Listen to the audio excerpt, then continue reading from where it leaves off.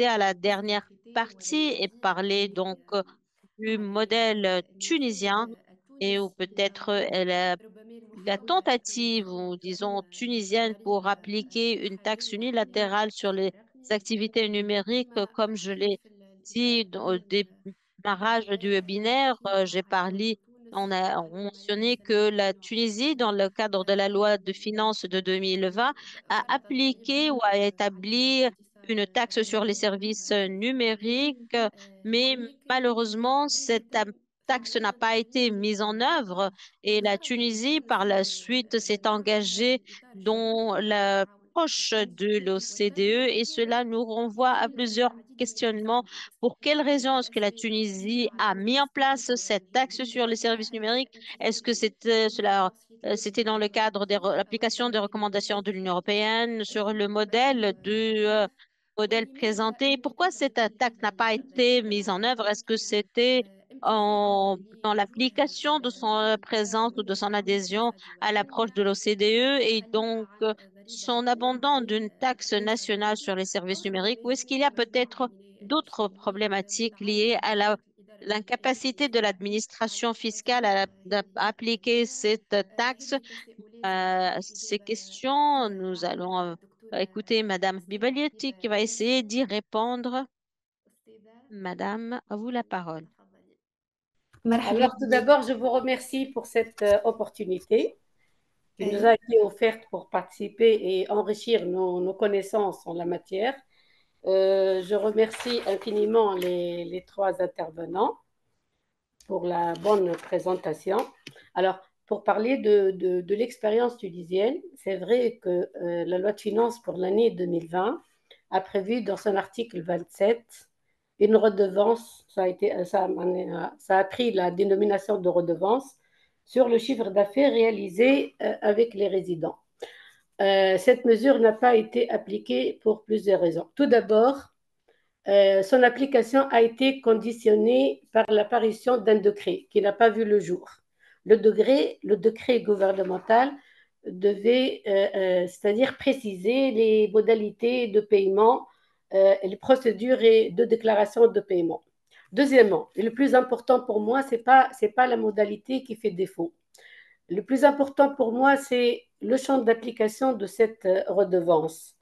D'après l'article 27, il a été stipulé que les ventes de logiciels et les services via Internet sont soumises à une redevance.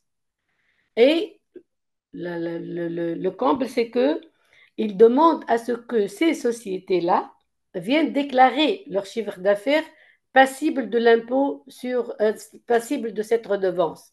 Alors, si je vais parler sur le plan champ d'intervention, champ d'application, pour le logiciel, notre législation interne interdit l'imposition des ventes sans établissement stable. Donc, il n'est pas possible de venir préciser et indexer ou créer une taxe alors que le champ d'application de l'impôt ne s'y prête pas. Parce qu'en dehors d'un établissement stable, on ne peut pas parler de vente de biens tangibles pour nous, la vente de logiciels. Parce que si c'est un droit d'utilisation, c'est bon, c'est un service. Mais là, la vente de logiciels suppose une installation fixe d'affaires pour pouvoir imposer. Donc ça, là, je me retrouve hors champ d'application de l'impôt. Pour les services via Internet, rien n'empêche. Notre législation le permet. Actuellement, elle permet l'imposition de tous les services, que ce soit par les moyens classiques ou les services à distance ou via Internet. C'est permis. C'est pour ça que je vais rebondir sur l'intervention de mademoiselle Khawla, que je salue beaucoup, en disant que l'OCDE, ils sont en train de se confronter au problème de la définition de l'établissement stable. Pour les services, on n'a pas besoin d'une présence physique pour pouvoir imposer. Les services, on peut les imposer même si c'est numérique ou c'est à distance, parce que c'est une imposition qui peut avoir lieu via une retenue à la source et rien n'empêche tous les États, toutes les législations d'imposer les services en absence d'un établissement stable. Le problème pour le CDE, c'est que le CDE, le modèle des conventions de non-double imposition, ils empêchent l'imposition des services en absence d'un établissement stable. Donc, leur modèle ne s'y prête pas à l'imposition de services sans établissement stable. Par contre, tous les autres modèles, il y a une possibilité d'imposer, et c'est l'article 12 qui traite des redevances, qui fixe une liste limitative, malheureusement, des services qu'on peut imposer sans la présence physique du prestataire dans l'état de la source. Donc, le problème, j'ai apprécié c'est-à-dire ce que ont fait les Nations Unies au niveau de l'article 12. Ils ont introduit cette notion d'économie numérique. Oui, oui, ça c'est une solution. Donc moi, comme nous avons une définition conventionnellement parlant, parce que nous, on a deux façons de voir les choses. Pour les gens avec qui, c'est-à-dire les pays avec qui on n'a pas de convention, rien n'empêche de les imposer. Pour tous les services, il suffit que le débiteur, le consommateur de services, soit résident ou établi en Tunisie. On peut toujours imposer. Nous avons notre système et il couvre aussi bien l'impôt direct, comme il l'a dit notre confrère de Nigeria, ou bien la TVA. Dans les deux cas, l'imposition, elle est facile, elle est là. Et d'ailleurs, nous avons un système dans notre législation. On interdit le transfert de la contrepartie de la prestation si on n'arrive pas à prouver à la Banque centrale que l'impôt il a été régulièrement prélevé. À défaut, l'impôt il est pris en charge par le consommateur. Donc notre législation, elle est là, elle se prête à l'application d'une taxe sur l'économie numérique. Le problème, c'est que je pense. Le problème, c'est qu'on sait pas, on n'a pas, on parle de GAFA. Maintenant, c'est pas le prestataire dans le vrai sens du mot. Pour le prestataire, il a réalisé une rémunération pour des services consommés. L'imposition, elle est là, on peut imposer. Maintenant, mais nous, ce qui nous pose problème, c'est comment imposer le GAFA, c'est-à-dire le mécanisme utilisé pour la prestation, c'est-à-dire Google, Netflix. Donc, c'est ça le problème. Ces gens-là, c'est-à-dire ces prestataires, ils sont virtuels. On ne peut pas les imposer. On ne peut pas appréhender leur chiffre d'affaires. Moi, je suis étonnée de voir qu'ils ont réalisé, ils ont réalisé. Comment nous arrivons à appréhender, à fixer, à déterminer le chiffre d'affaires de ces prestataires-là? Parce que dans toute prestation, je pense, il y a une relation triangulaire. Il y a le consommateur, il y a le prestataire et il y a bien sûr le Google ou Netflix ou YouTube qui a permis la réalisation de la transaction via le système, le canal de l'échange d'informations. Donc, c'est ça le problème. La taxe qui a été instituée, c'était pour imposer le GAFA, c'est pas pour imposer le prestataire. Mais comment ça a été libellé dans l'article, il a dit c'est les services réalisés par Internet. Or, rien n'empêche maintenant d'imposer les services par Internet. Mais qui fait quoi? J'impose qui, moi? J'impose un prestataire de service non résident qui a prêté service à quelqu'un qui est en Tunisie, qui va lui payer sa contrepartie de sa prestation, quel qu'en soit le moyen utilisé pour rendre le service et quel que soit le moyen employé pour payer. La retenue, elle est là. Et je pense que toutes les législations ont cette retenue à la source libératoire qui est effectuée sur tous les prestataires de services qui n'ont pas de présence physique dans l'état de la source. Le problème ne se pose pas au niveau du prestataire. Le problème, et c'est pour ça qu'ils ont appelé ça redevance. Donc, l'article tel qu'il a été libellé, il ne peut jamais être mis en application. Jamais. Tout d'abord, comme j'ai dit, il parle de vente de logiciels informatiques de services réalisés par Internet. Mais encore, le comble, c'est que il impose à ces personnes-là qui ont réalisé de procéder au dépôt d'une déclaration de leur chiffre d'affaires chaque trimestre. Si moi je les connais, je peux les cerner, est-ce que ça va me poser un problème pour les obliger à déclarer et à payer? Non. Moi je parle de personnes qui sont virtuelles, que je ne connais pas, que je n'arrive pas à cerner, que je n'arrive pas à avoir leur chiffre d'affaires. C'est ça, je pense que c'est ça l'économie numérique. C'est ça le problème qui est posé par l'économie numérique. Ce n'est pas les prestations dans le cadre large, au contraire. C'est pour ça que je dis, malheureusement, nous avons cette disposition, comme vous l'avez très bien dit, qui est là depuis presque maintenant 4 ans, qui n'arrive pas à être mise en œuvre euh, pour plusieurs considérations. Et d'ailleurs, même le décret n'a pas vu le jour. Donc, je pense que cet article-là, il doit être revu. Tout d'abord, je dois revoir ma législation et essayer d'abord de remédier, c'est-à-dire si jamais des lacunes, mais pour moi, j'étais à la législation, je sais que tous les services réalisés par les non-résidents, quel qu'en soit leur état de résidence imposable. Alors, il me reste le problème, bien sûr, des pays avec qui j'ai des conventions. Là, je suis limitée par les conventions. Je n'ai pas la main pour imposer toutes les prestations. Et pratiquement dans la définition des prestations, c'est-à-dire le terme redevance, nous avons des conventions avec terme redevance. Nous avons des conventions avec terme rémunération technique. Euh, les services numériques, ils font défaut, ils ne sont pas là.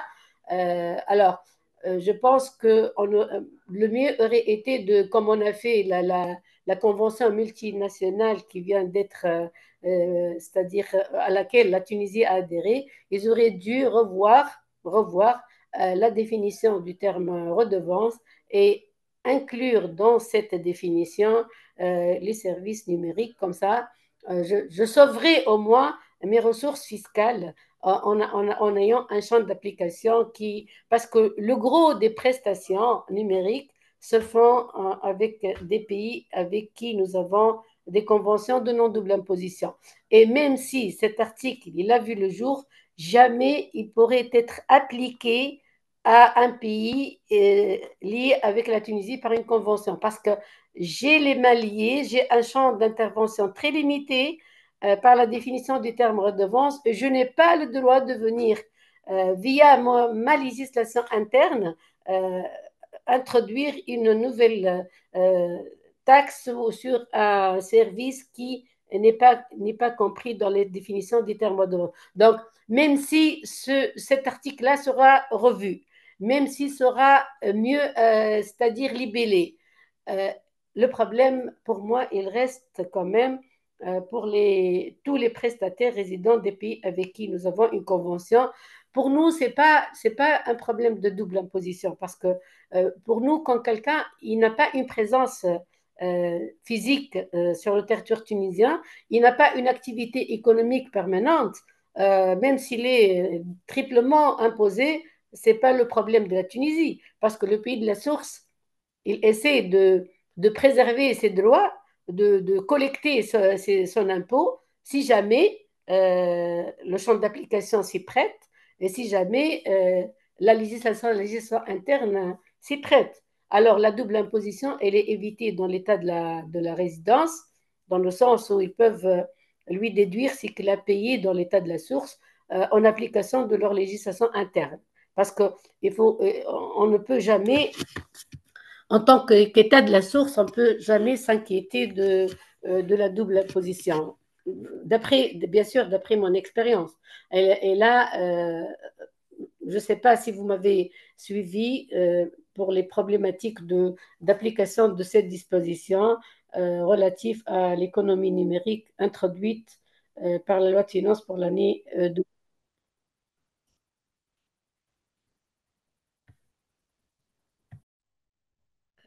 أستاذة مازالت معنا؟ Oui. أي. Alors, donc, justement, vous m'avez posé la question pour le pourquoi de la chose. Pourquoi cet article n'a pas vu le jour? Euh, moi, la lecture de la disposition me laisse convaincu que l'article tel que libellé ne va pas être appliqué. Je suis plus que sûre que ça ne va pas être appliqué. Il doit être revu.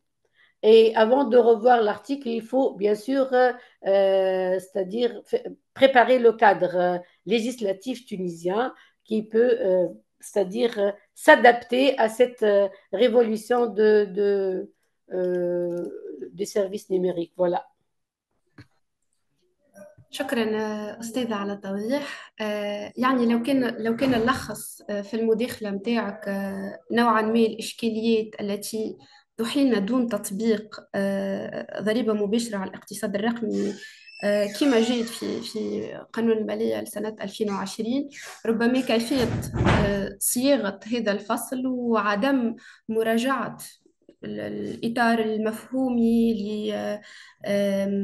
لمسألة البيرمننت establishment أو المنشأة القارة، دايما مش دايما. أي المنشأة الدائمة.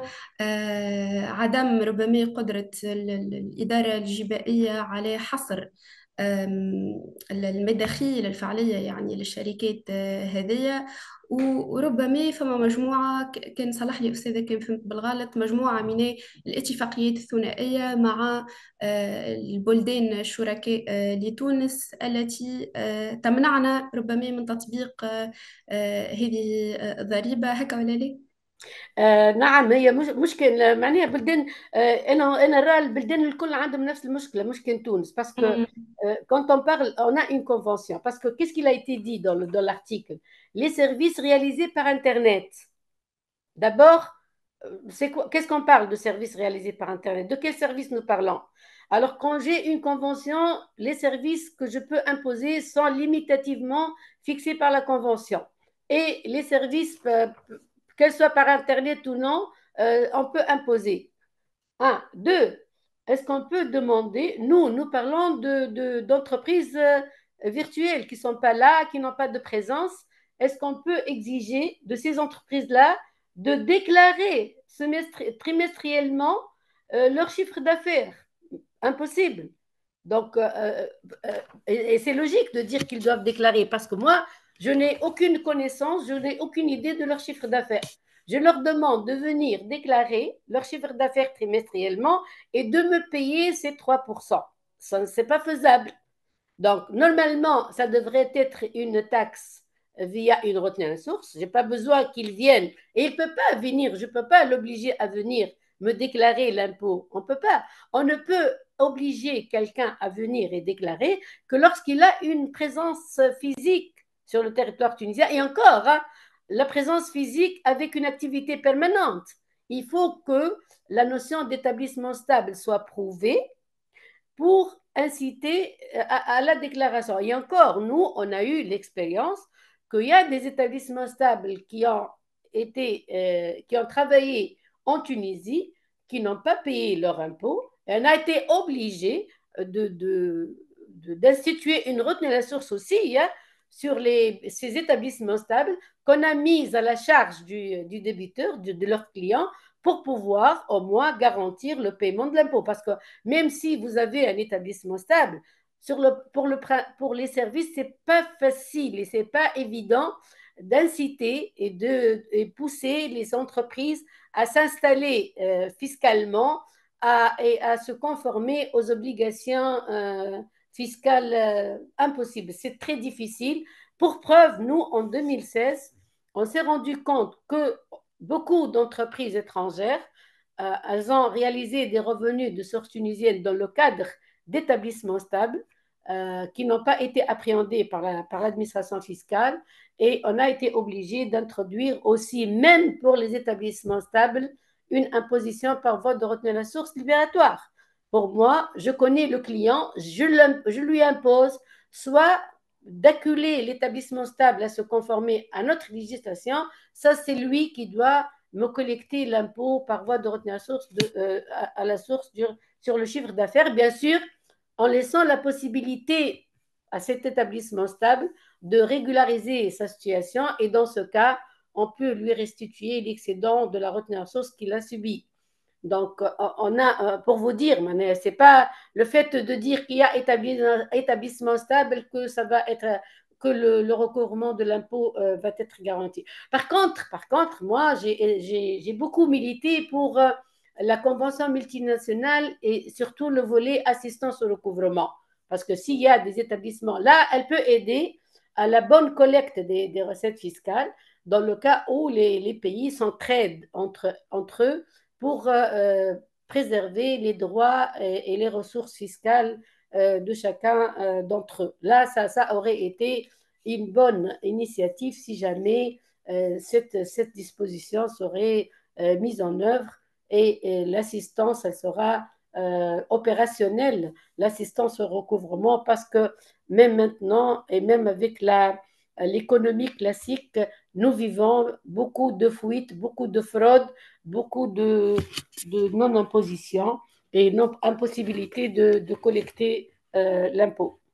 C'est clair, madame. Et donc, face à ces problèmes, la question de principe, la capacité à obtenir les données, vous pensez que la solution, c'est les agréments, les accords multilatéraux. C'est un cadre international plus global. Je vais vous demander, madame, comme cela a été mentionné par madame Leila Latif dans son intervention, la Tunisie fait partie des pays qui utilisent des services sur Internet, sur un niveau élevé et parmi les utilisateurs ou qui existent, qui sont à l'intérieur de ce système. Et nous voyons que le marché tunisien fournit beaucoup de ressources à ces entreprises.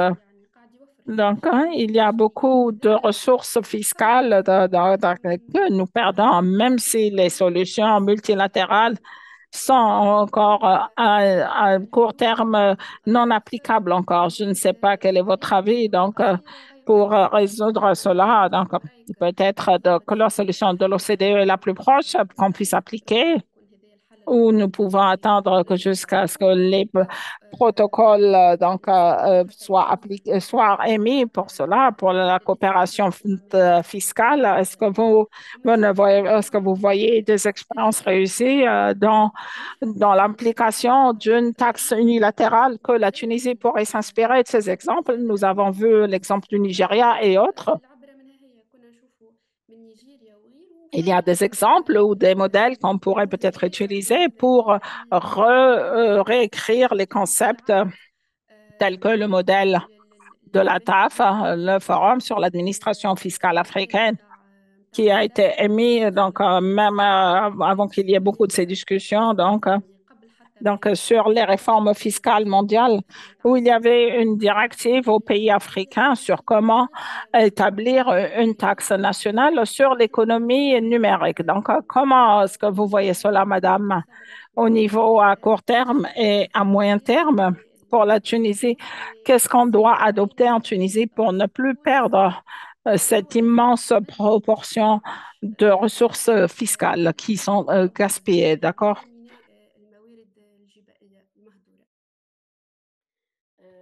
Comme je viens de l'expliquer tout à l'heure, parce que si je parle d'impôt sur le revenu, c'est-à-dire sur les bénéfices, comme je vous ai dit tout à l'heure, n'importe qui, aucun pays qui est lié avec un autre pays par une convention de non-double imposition, il peut imposer, je parle bien impôt sur les bénéfices, hein, je parle bien impôt sur les bénéfices.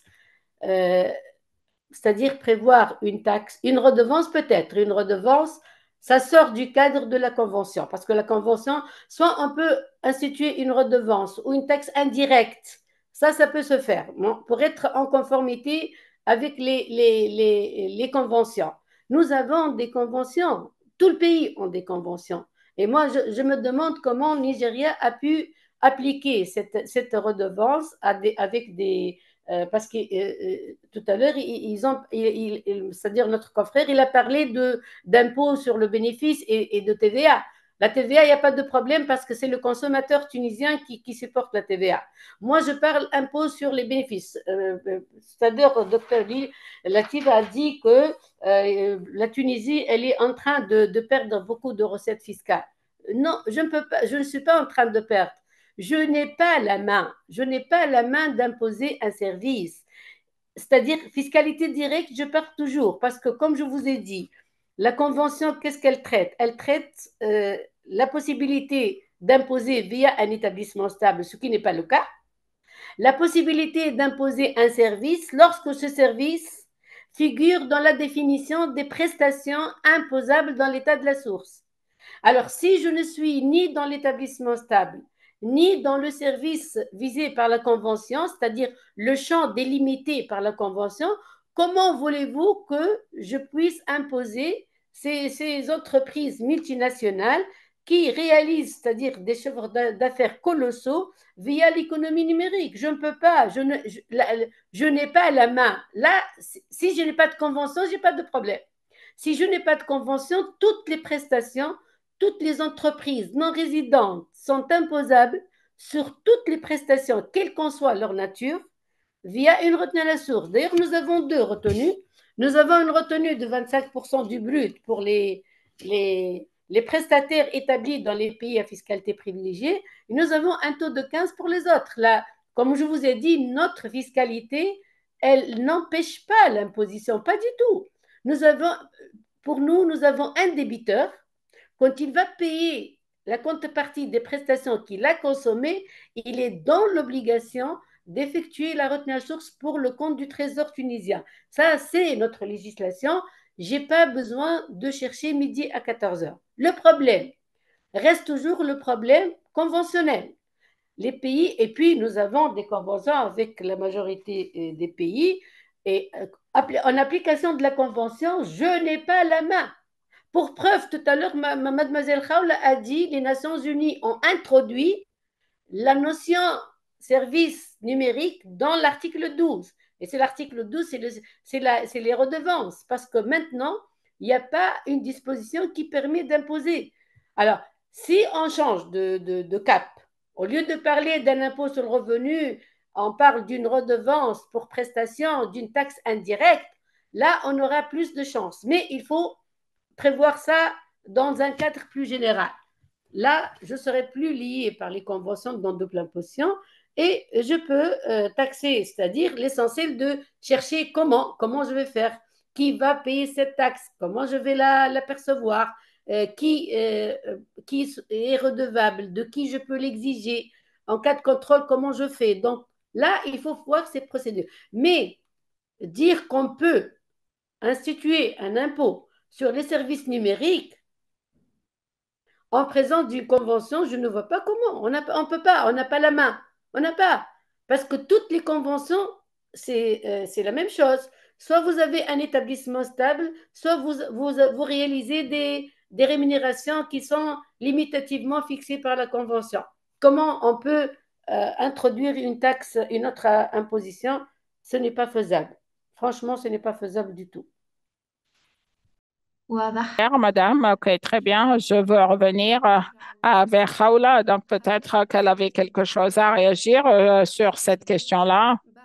Ensuite, elle nous donnera la parole à Dr. Leila et Dr. Pelnus, la parole peut-être pour quelques minutes pour donc interagir, réagir avec le reste de ce qui a été soulevé. Donc, Khawla, vous avez la parole. Donc, on a vraiment, après ce que Mme Habib a dit, je n'ai pas d'autres réactions. Donc, elle a expliqué clairement les questions. Pourquoi on ne peut pas appliquer cet article? Je dis même qu'il n'y a même pas de possibilité juridique de le faire. Donc, je n'ai rien d'autre à ajouter. D'ailleurs, Mme Habib est ma professeure. Donc, on a souvent les mêmes idées. En fait, elle a tout dit déjà. C'est clair. Il reste à voir. Donc, la prochaine étape, c'est l'expectative, la phase de l'expectative, ou plus qu'une solution de solution, parce que ce n'est pas une question de solution déjà prête, mais les possibilités, comment peut-on modifier les articles. Donc, on ne peut pas échapper aux accords de non-double taxation, mais donc plutôt comment imposer cette taxe sans justement toucher à la sécurité législative, justement. D'accord, d'accord. Merci beaucoup, Khawla.